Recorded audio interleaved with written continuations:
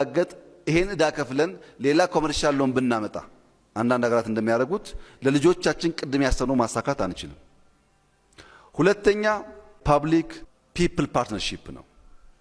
ለምሳሌ ግሪን ሌጋሲ ፐብሊክ ፒፕል ፓርትነርሺፕ ባይፈጠር ኖሮ 48 ቢሊየን በየትኛውም መንገድ ኢትዮጵያ ማሳካት አትችልም።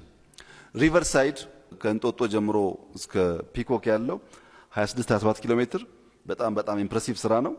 በጣም የሚያኮራ ስራ ነው። ባይዘው በጣም የሚያኮራ ስራ ነው።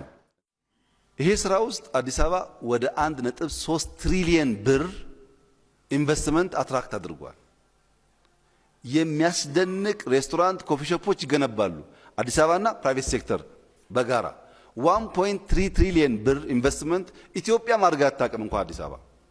እንዴት ነው የግል ሴክተር ያን ብር ያመጣው ያላችሁ እንደሆነ ያ ፓርትነርሺፕ እየሰራ ስለመጣ። ሶስተኛው ቴክኖሎጂካል ሳቪ የሆነ ኢንስቲትዩሽን መፍጠር ነው።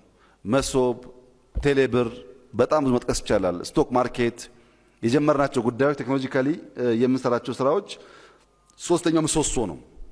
በተለይ ዲጂታል 2030 ይሄን ለማሳካት ከፍተኛ ሚና ይጫወታል።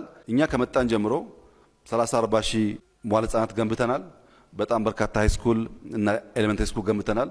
ዩኒቨርሲቲ አልገነባንም። በምታውቁት ምክንያት ያለው ዩኒቨርሲቲ እንዲሆን ከስም ወጥቶ ዩኒቨርሲቲ እንዲሆን በሚል አሁን ለመጀመሪያ ጊዜ